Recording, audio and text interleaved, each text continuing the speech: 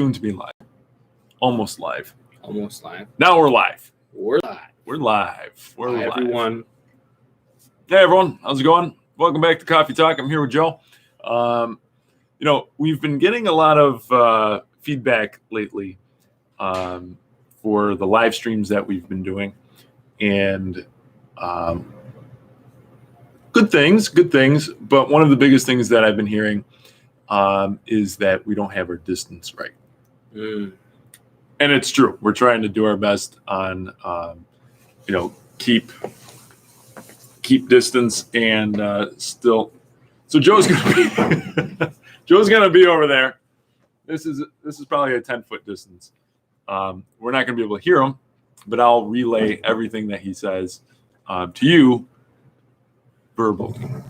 Anyways, guys, I'm glad that you're here with us. We're gonna keep doing our best to try to figure out a good way of sharing conversation, live streaming stuff, keeping safe, being responsible, all that stuff. We're getting there. So, but in the meantime, we've got one cup of coffee and one blown up cup of coffee in there. Yeah, me and the Keurig have been fighting the past couple of days. Every time I make a cup of coffee in there, something explodes.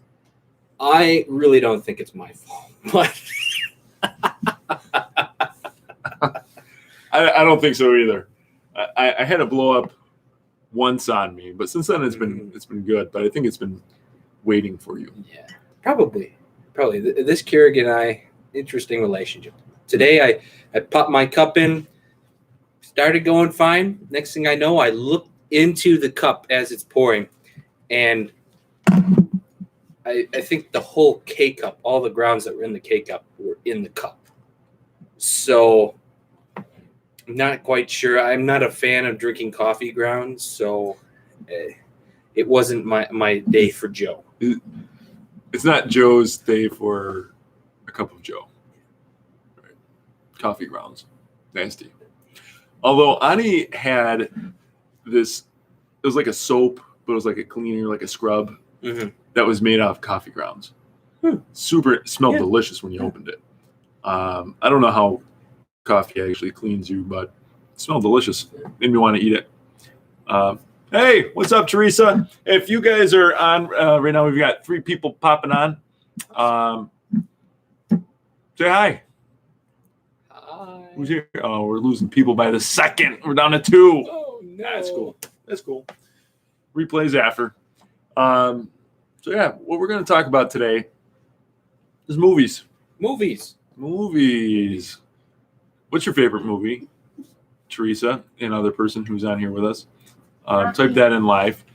And we're going to talk about movies here. And I think what we're going to do, we haven't talked about this, but we're going to round out a way of finding faithfulness in movies.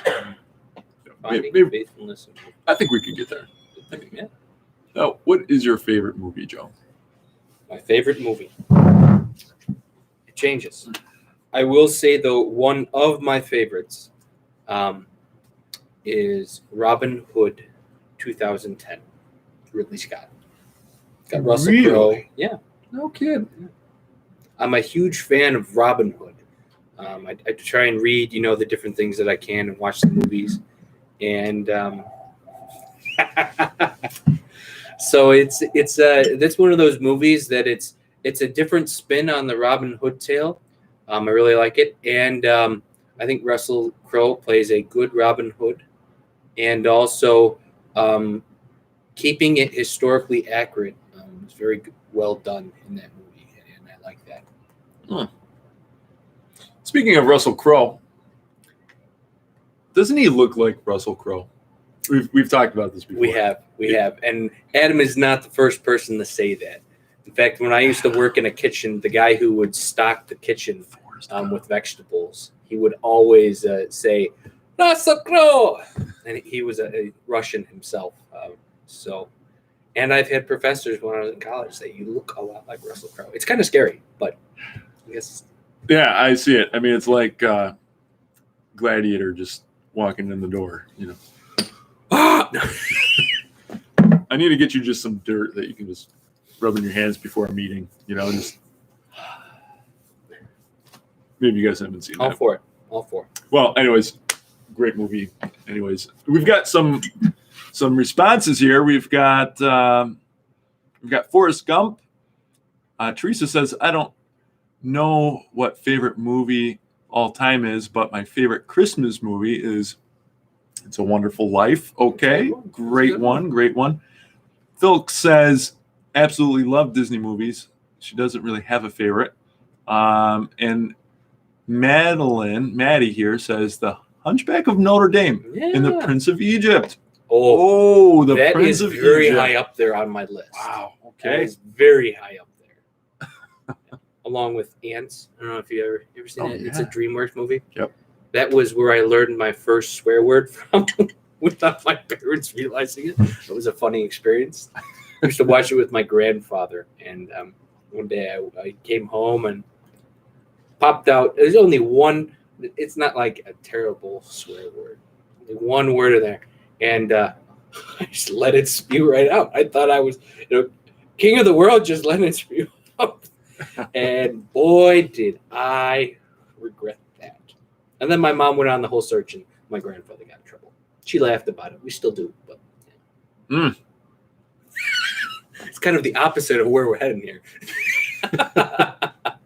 We're gonna make our way, right back to that holiness factor here in movies. But those are great movies. Prince of Egypt, fantastic movie. Wow, that is a good one. Actually, we were just talking about that, weren't we? Yeah. It was, I think, the last time we had Life Teen at Yeah. the end of our core meeting. Did you pull that up? Yes, I did. Yes. Mm. Good scene. Good scene. We're on Exodus 90 right now, so we're walking in the footsteps of the Prince of Egypt. Yeah. And it's a funny thing. I thought a good way to prepare for Exodus would be to watch the Prince of Egypt. Mhm. I started. It didn't get done before Exodus. So once the Exodus has come to an end, the first movie that I'm planning on finishing is going to be the Prince of Egypt. I really enjoy the Ten Commandments from, I don't remember the year. It was 50s, early 60s I know with Charlton what you're Heston. talking Such a good movie. Such a good classic. I remember years ago, I was just a little guy, and I was watching it. And my dad had a friend over, and, we're all watching it. And I was drawn into it. I'm like, I must have just been just sucked right into it. But my dad's buddy just does this loud whip noise. He's like, whoosh. I jumped so high. I even screamed. I was like, ah! And they were laughing because they got me good. But just a great movie. You certainly don't want to be caught in the action of getting whipped by the Egyptians. No. But certainly good. What else we got here? We've got I think the computer is far away. Yeah. But I'm also getting old. I can't read. I'm gonna need glasses. Aren't we all? Hold on. All right, here we go. I'm like Mr. Magoo here, giving the old blinks. Summer movie night for high school. Yeah, that's gonna be awesome when that comes back. I love the scene with the burning bush, says Maddie, and Kristen says yes. So yes. Unique thing about that scene, and it's so awesome. So Val Kilmer, who plays Moses, he also is the voice. Tie in a theological moment there. We think, okay, God's going to cry out to me. It's like big booming voice. What if God spoke to you in your own voice?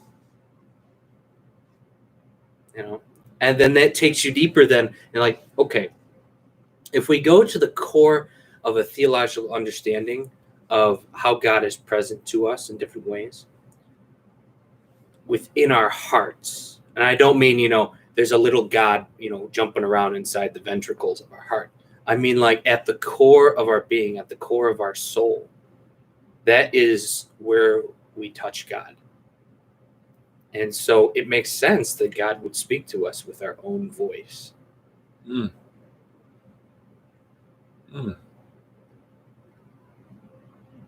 That's deep. I want you guys to think about that at home. Think about it, pray about it. Let us know in the comments. Other movies. Other movies. How do you feel about Star Wars? Star Wars. I grew up watching Star Wars. Okay. We could get into a long debate. We have gotten into this We before. have, yeah.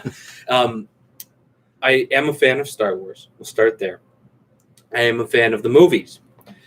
Growing up as a young kid, I remember watching, actually one of my first memories is watching A New Hope with my grandfather. You know, the Jawas come in their Land Rover, as I used to call it as a kid. I remember Obi-Wan Kenobi too. Moving on though. My brother is really the Star Wars geek, and I get a lot of stuff from him because he used to live, breathe, sleep Star Wars. And he was wow. And so we would watch the Star Wars over and over and over again. I'm not going to start that conversation about the new trilogy, because there could be a lot of different opinions. I don't want to offend anybody here. No, we're here to offend. Look, you put it down there. If you like the new Star Wars, you put it down. If my wife is watching, Ani, if you're watching and you're like, I hate Star Wars, you put that down too. I will judge you. Joe will probably, and maybe anyone else who's watching. But I'll put it like this. When somebody tells me they haven't watched Star Wars, okay, first of all, you watch a documentary. There's documentaries out there about starting Star Wars. But here's the thing. When you watch and realize how much Star Wars has influenced the film industry from beginning, the first one till now, watching Star Wars has a whole new meaning to you if you're a fan and lover of watching movies and then thinking about how they're made and different things, like effects and different stuff like that, and also the way filming is done. If we didn't have Star Wars, the original, George Lucas original 1, 2, 3, is now 4, 5, 6 in the overall trilogy. That's really impressive. Yeah, thank you. I'm sorry, I didn't mean to interrupt. I was just putting a little backfill. Yeah. I don't have sound effects, so I have to come up with my own. That's impressive. Wow. Just wait for my Bane. Your Bane. I need less coffee to make that work. So later on, we'll get the Batman. Okay. So we got a question here from Teresa, and Maddie says, ask about his thoughts on sand. On sand. We'll get to that one in a second. I don't know what that means. But what do you think about the prequels, Joe and Adam? I actually kind of want to light this up for a second. Go for it. You go for it. Like the prequels are partially garbage. I'm not going to lie. Mm-hmm. But they're also entertaining to watch. The first one, episode 1, is a fun kids movie. Jar Jar Binks is pretty terrible, but he's a kid's character or whatever. The movie's not. It's all right. You move on to episode 2, though. Mm-hmm. You have some of the worst acting and storytelling I've ever seen in my life. Yeah. Now the second, we'll say the second third of the movie is not bad. When you get into the battles and stuff like that, then it starts picking up at school. But when you've got Anakin who's like, I truly, deeply love you. It's just the word. And then they're like frolicking around in the flowers. They're like, what are we watching? It's just so bad. Ugh. And the episode 3 is actually pretty good. But even when I sit back and I watch those again, I don't know. Sometimes you cringe a little bit. Yeah. But I mean, the Emperor, though. Mm-hmm. The Emperor. Wow. Do it. Yeah. So I enjoy the original trilogy only for the sake of I love the story. I love the storyline, and as much as some of the acting is bad, the effects are really cool. and the way that, the movie's made. But I watch it because it's Star Wars. That's why. And it leads up. I remember being a young kid. I wasn't that young, but waiting for, and it was the first one that I actually went and saw in the theaters, Return of the Sith. Mm. That third prequel. I remember the excitement. My brother was, I think his formative years were formed by Star Wars in some ways, and that was exciting. That was exciting to be a part of that and stuff. I've gone and seen all of the new 3 movies, with the seminarians and stuff like that over the years, and it's fun. But there are some things. I think sometimes the film industry tries to throw in some humor in different ways, different directors and how it's written and stuff, and it just doesn't go over well. No, I didn't need that levity in that way right then, and I think that some of the newer movies suffer from that. Yeah, and they also suffer from identity politics heavily, the newer ones. I did not like episode 8 at all. I don't like what they did to Luke. No, it's like he's my hero, and they just threw him into the garbage bin. Yeah. And they said, you're just going to be some guy dried up. We're not going to actually see any of your awesomeness. We're not going to do any of that. Sorry, we're kind of nerding out here at the moment. Yeah, Thanks for coming. Moving on from Star Wars. Well, actually, one more thought on Star. Okay. When I was a kid, my grandma would not let us watch Star Wars because she thought it was occultic. She's like, "You can't watch that," and it's like, well, we couldn't watch Smurfs either because there was a witch guy in it. Yeah. But they loosened up as time went on, because it's just a story. Yeah. It's a good classic story. However, a debate still rages on, and I'm sure if Nicole's within earshot, she'll have something to say about this. But I don't think she's Harry Potter. Harry Potter. Love it, hate it. Harry Potter. Is it going to decimate your soul? Speaking about the movies. Now, I'm a great lover of reading. I wasn't always, but I am. Good teachers. Okay. I have read all the Harry Potter books multiple times. And by multiple times, I mean, it's not like, oh, yeah, I read them all twice. No, I've lost count of how many times I read them growing up. It was my bread and butter. I was Halloween. I was Harry Potter. And I loved it. My grandmother to this day still buys me Harry Potter stuff because she doesn't realize that I'm still a little kid.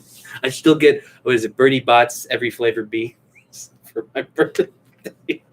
God bless her. My grandmother is wonderful. A lot of the times, but we love our grandmas. Yeah, we love our grandmas. And so I've watched all the Harry Potter movies.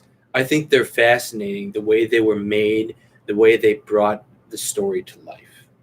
And I love them. If they're on TV or something and there's nothing else on, when I turn on the TV, I'm not like a TV show person. I'm like, give me a good old movie and I'll enjoy it. Except I hate commercials, but you live with it. And but the thing with the Star Wars Harry Potter is, it's just a story and it's not reality. And there she is, Nicole, Harry Potter. Harry Potter. She got this big smile on her face. Oh, Harry. Oh, geez. Yeah, I work with heathens. Heathens. I love Harry Potter. Yep. I was raised on it. It's great. I'm not a witch. I'm staying back here. Don't worry. It's great. It's got great. What am I saying? See, I was gonna hit this with kid gloves, but since Nicole's here, You better not. look, people who watch Harry Potter are demons. Oh. Do you know what a story is? Do you know what the devil is? Not. Look, The devil's real. Harry Potter's not. Yeah. So. Well, let me put it like this. Have either of you read any of Father Gabriel Amorth's books or No. any of his writings? Okay. Father Gabriel Amorth was the chief exorcist in the Vatican for a long time. Oh, He's known for saying that, Harry Potter, I see in Harry Potter, I'm paraphrasing here, I see in Harry Potter the working of the devil. Okay. Where does this come from? Okay. Magic and all, the fantasy world of different magic things is, just it's fantasy. But here's the reality of it is a lot of that stuff has a connection to bad things, real bad things that do happen in the world, have happened in the history of the church, happened in the history of the I world. will say, if you take Harry Potter seriously, like it's real life, that's a problem. Because witchcraft and wizardry is not safe, and it's not a joke. Yeah.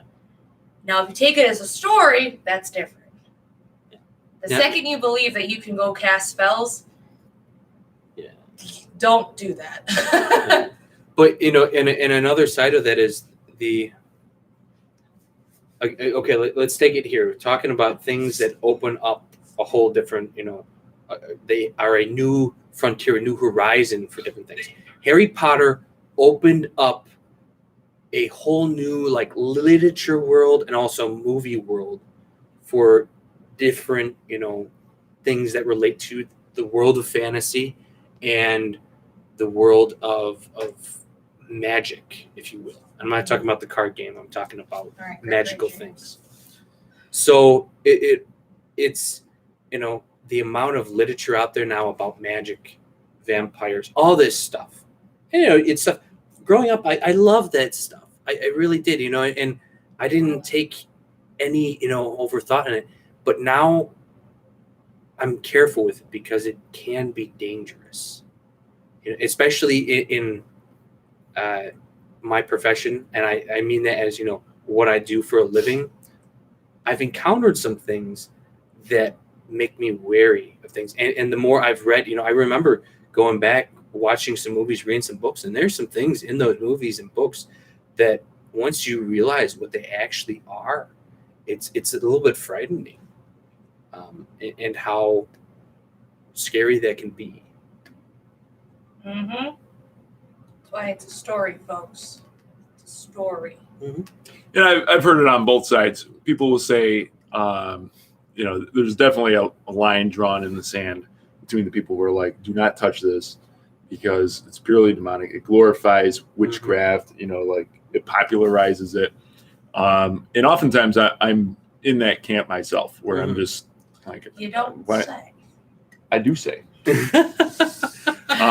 then there's the other side too. Well, people will say like, well, it's just like Lord of the Rings. Like you've got you've got Gandalf in there. It's a story of good versus evil. You've got the story of fellowship, of friendship, and people getting each other's backs.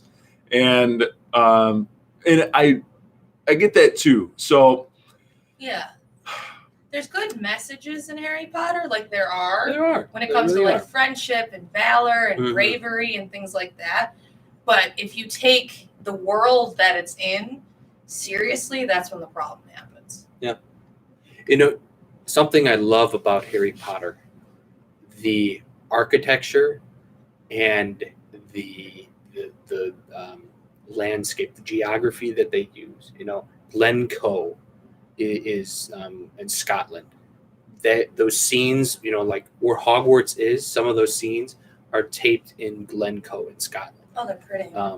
It's beautiful, and also, on top of that, just the architecture of Hogwarts and how that's all lit. It's beautiful, and the different landscapes and buildings that they have there. It's fascinating. Now, the thing is, and I always keep this separate because, and this is the same thing. Did you read the book before you watch the movie? Because then when you read the book, either you're going to discover that there's a lot of things that are in the book that aren't in the movie, or that are described in the book differently, or you're like, hey, why does that guy have brown hair? Something like that. Petty things. One of the things about the Harry Potter movies that drives me a little bit crazy. I understand why they couldn't do anything about this, but Harry is actually supposed to be taller than Ron. In the movies, Ron is a lot taller than Harry. It's a funny little thing. I mean, there's a lot. The books in the Harry Potter have so much more in the movies, it's unreal. Mhm. Like it's crazy. I've read the series I think 4 times now. Yeah. Third. And it like has so much more in it than what the movies present.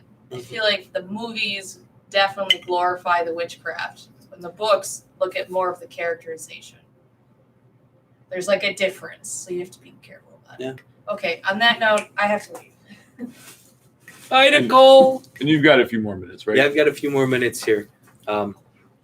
It's kind of funny because even though we're here at St. Greg's and everything's really shut down and we're kind of on low key mode and doing a lot of work from home, I live here, and so that's one thing. But there's a lot of stuff that still has to happen.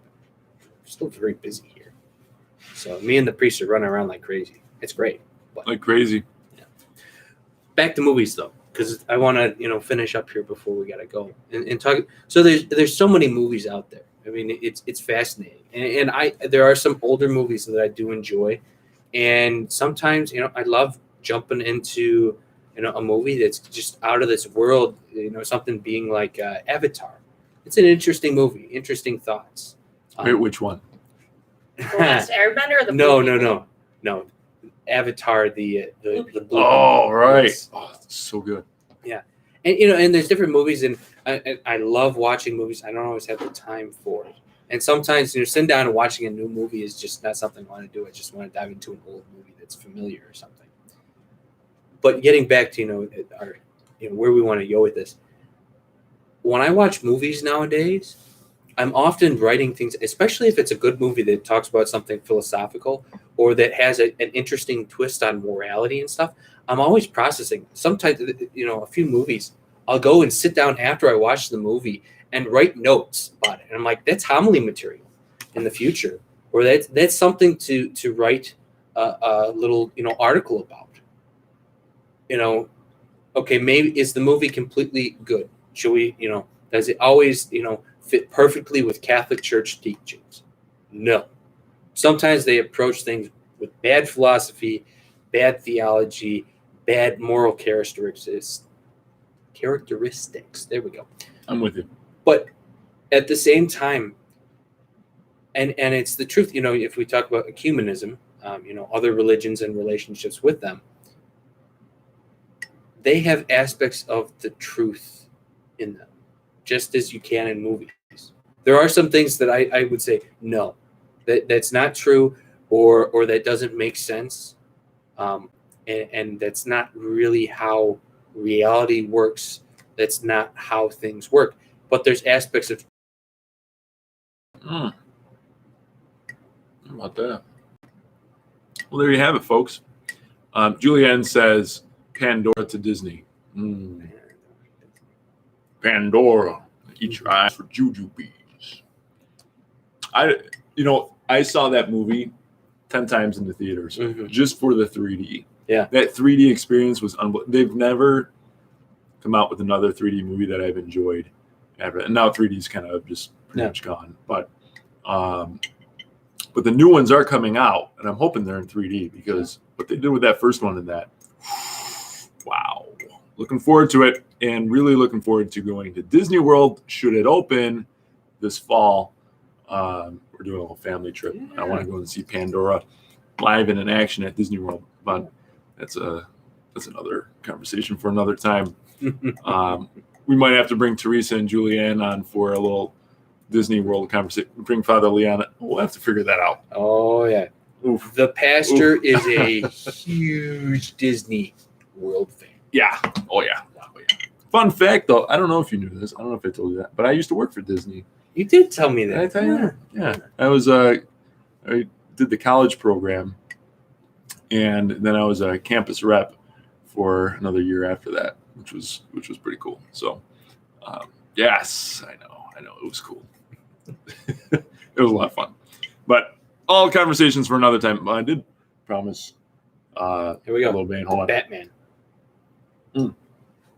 Batman movies, awesome. The trilogy with Batman Begins, The Dark Knight, and jumps into a lot of like human thoughts and issues underneath it all. Wow, really? Awesome. Yeah. The third movie in there's a character named Bane.